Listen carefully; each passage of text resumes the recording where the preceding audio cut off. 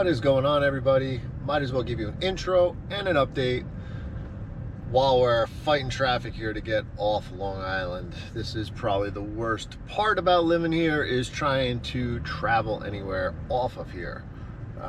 But anyways, we are headed up to Chatham, New York, about 2.5 hours north of the city here, for a gravel event. This is a non-competitive event, meaning it's not, yeah, you'll have your time when you finish, but you're not graded. There's no age groups, there's no nothing. It's not a race, it's an event. It's fun. It's a group puts this on.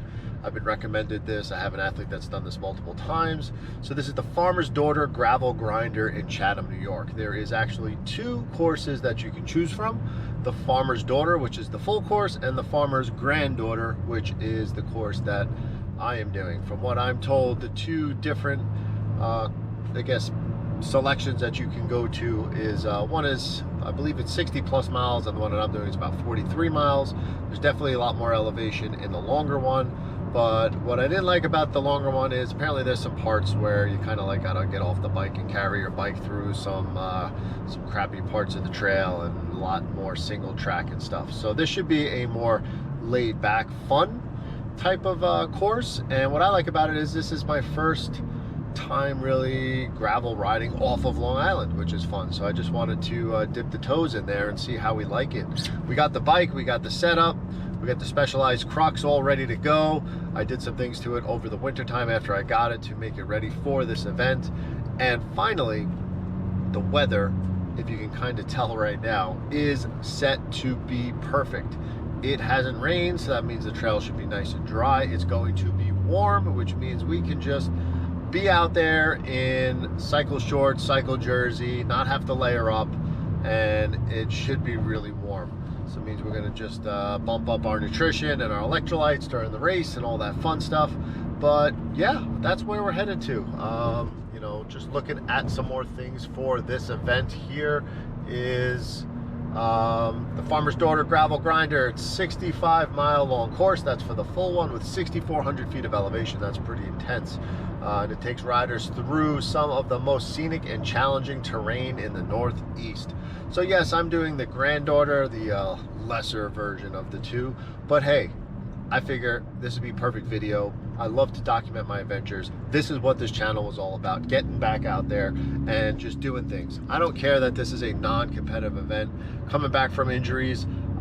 This is just something that I want to try. It's something that I want to see if I'm into the whole just environment around gravel and bike events. So come along for the journey. I'll update you along the way, and as we get there, and hopefully get some good views of the course while we're out there and give you some updates. But thanks for tuning in. Hope you enjoy the video, and let's get after it.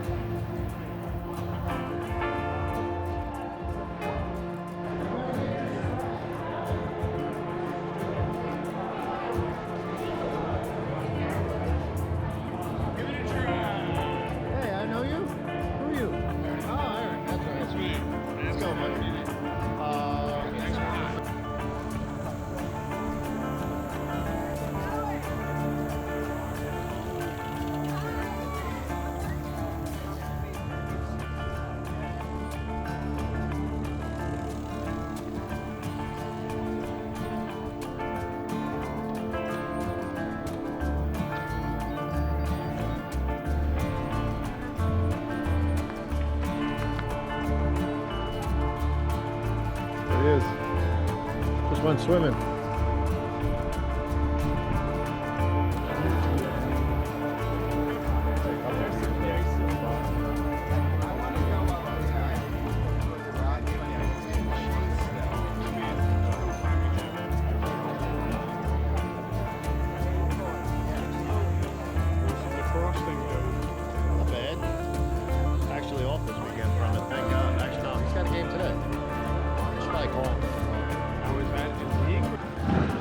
Look at this. Look at this view. Hey, come on. We're in the country. That's not a YouTube cover photo right there. I don't know what it is. Climb 1. We're done with it. My computer turned off. It. Should have had enough. 2.5 miles in. Heart rate's 150. Let's go. Mile 1. All right, on to the next one.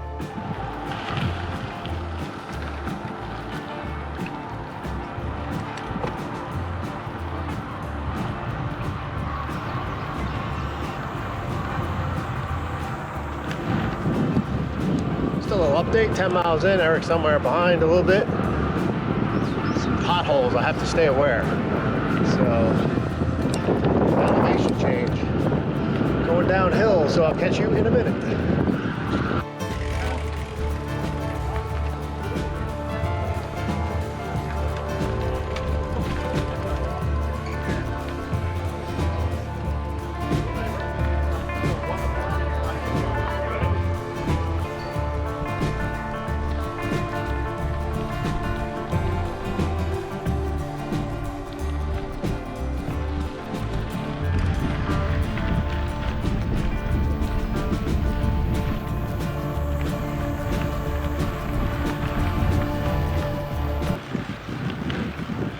Right, we've climbed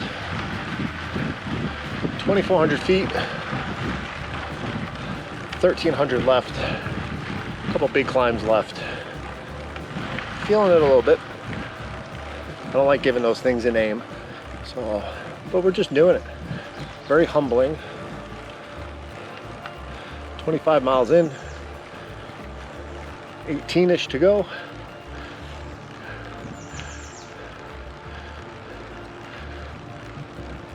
Ah, doing it. Not much to say right now. I gotta pay attention. A lot of changes on this course.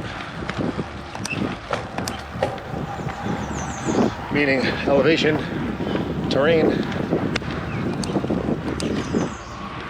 Bugs landed in my ear. Bumblebee dive bombed my face on that last downhill. But I'll give you some views. And then I'll give you some further words later. We're about to go downhill.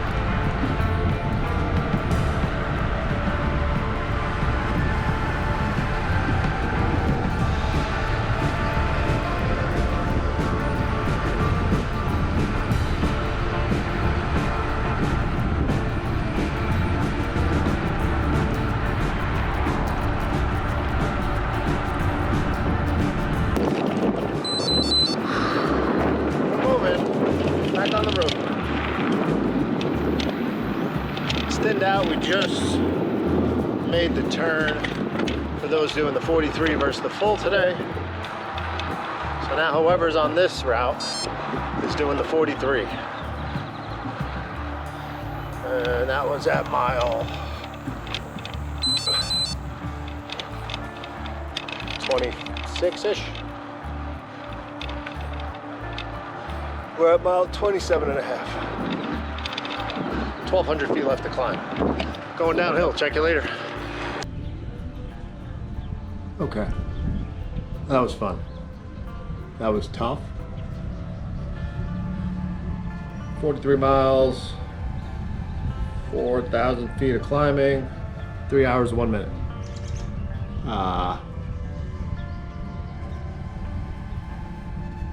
Yeah.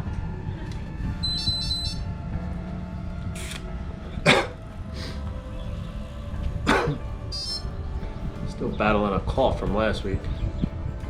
But that's done, and I have to think about that for a little bit. Let me process that. Yeah. This is gonna hurt.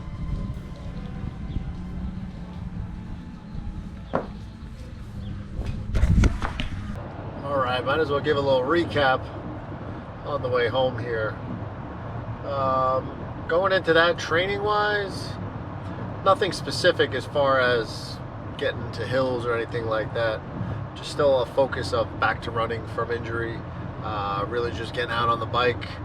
Once on the weekend, we did a couple-hour ride a couple weeks ago, but again, mostly flat. It is what it is on Long Island. But going into this there's some serious people out there, serious cyclists that were crushing it out there. At the start of the event, you could just tell they were just gunning for it, aiming to just crush the course out there, crush the longer course. The hills, awesome. Garmin broke it down into 11 climbs. There was definitely more than that. There were some that weren't accounted for on there. There was some gnarly climbs on there, some colors I haven't seen on my Garmin computer as far as percentage-wise on grade, so that was pretty cool. But having the computer was invaluable in a course like this, just because it allowed me to see the climbs. It'll give you the grade to come. It'll break it down different colors. It'll give how much ascent is left on each climb. It'll give how much distance is left for the total climb till you get to the top. So you can really break it down and be tactical with gearing and effort and kind of seeing how that is. And outside of that, when I wasn't in those climbs, is the best screen I kept on there was the map for the course, because they did recommend that you load it ahead of time. It was marked, but you can easily miss a turn if you're not paying attention. So without a doubt, there was no missed turns because I was looking at the map. But at the bottom of that page on the Garmin, it kind of showed you the terrain to come. So you'd be able to tell, is this flat? Is it a falls flat? Is it going to be downhill? And if you are about to go down a decent descent, you're able to see in the map above it, right there on the same screen, that it is a pretty straight route. There's no turns coming up, or it'll say turn in 1.1 miles. So you know that is pretty straight. So that you were able to take that downhill, with a little more confidence. There was definitely a good mix of paved and unpaved, definitely more paved. And the unpaved parts were very compacted. Just a very few minute, like loose rock gravel sections, which wasn't a problem. One or two downhills with it, which you had to kind of really be careful on. But the biggest thing was the descents at the beginning, just because I don't have the confidence with the descending like that, nor at 42 years old with the job I have and being a dad and all the other responsibilities, do I want to, get hurt?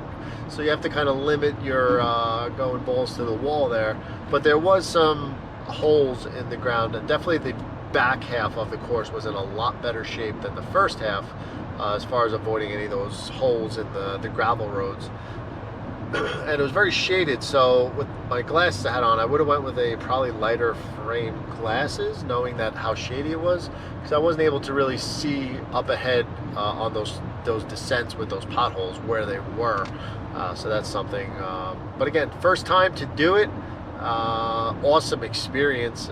Like, to be able to go back now, I can see how much more confident I would be to go do that course again. It's always, on any technical course, kind of hard the first time. You just want to get an effort done, finish, get some data, and then always kind of go back there and better yourself.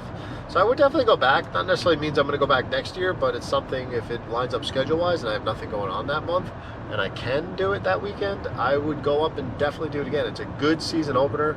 I would probably still do the 43 miler again, just for where I'm at training-wise. Like, you don't really, at least for me, I didn't have to go out of my way to do a lot of specific training for this to get it done.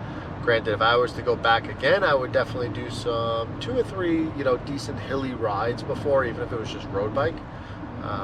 But all in all, the only other issue I had was the 2 aid stops. I was able to hit the first aid stop, which you saw, and I knew there was going to be a second one, but I didn't see it, and apparently a lot of people missed it. It was one of the the turns for the longer course. I think you had to go make that turn, hit the 8 stop, and come back out. So I missed that. So good thing I went to the first one though, because I was actually going to pass it because I really didn't need much. I was like half of each bottle. I was like, oh, I could probably get to the next 8 stop. But I did fill up at that 8 stop with water. I didn't put my powder mix in because I was waiting to do that the second 8 stop. But I did run out of water in both bottles within the last 5 miles. So it kind of worked out perfect. Took the 2 gels I had a tiny little snack at the first 8 stop, and pretty much was able to get it done. Yeah, I mean, there was a couple times where I was like, if this climb keeps going, we're gonna have some trouble. The way my bike is set up, I think it's a 48 tooth front.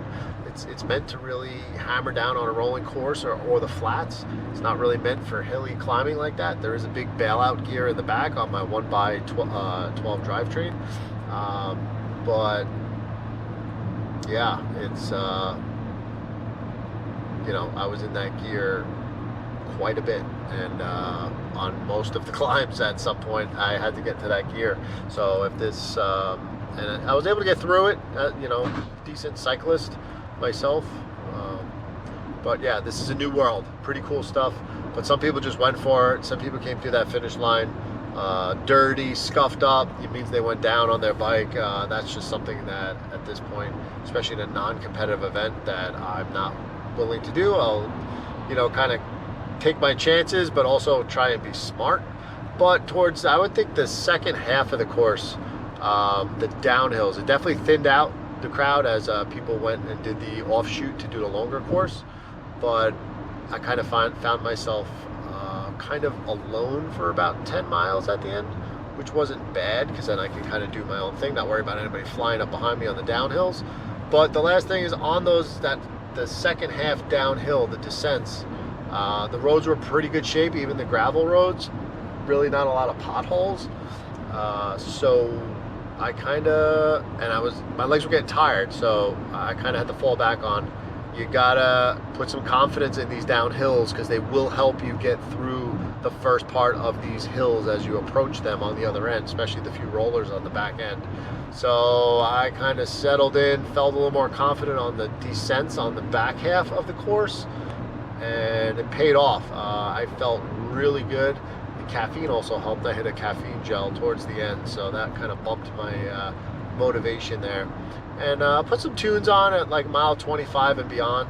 My headphones, just to kind of, I needed that vibe to just keep going.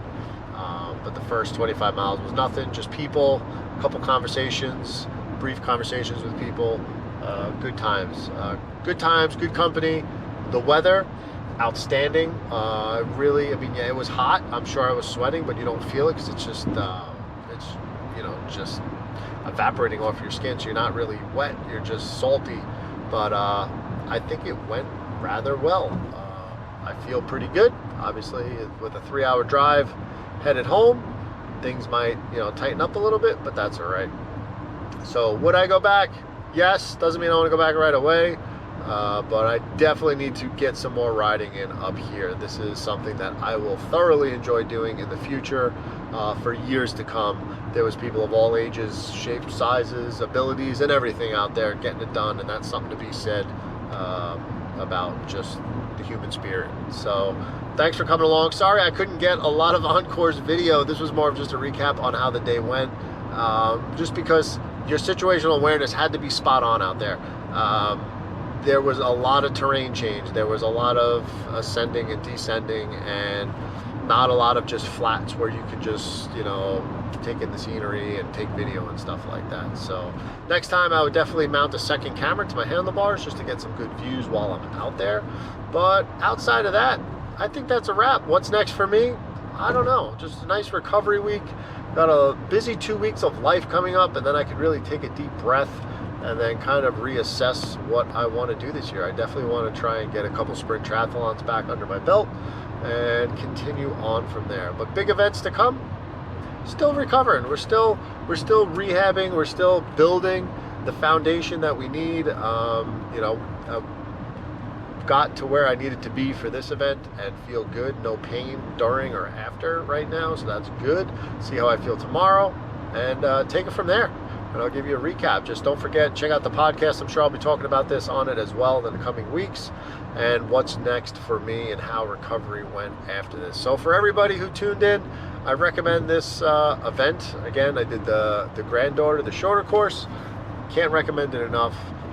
Again, a non-competitive event with good people, good vibes, good food, and it's good to just do things like this that are supported with a group of people. So stay safe, stay healthy, keep balancing life 1 mile at a time, and I'll catch you on the next one.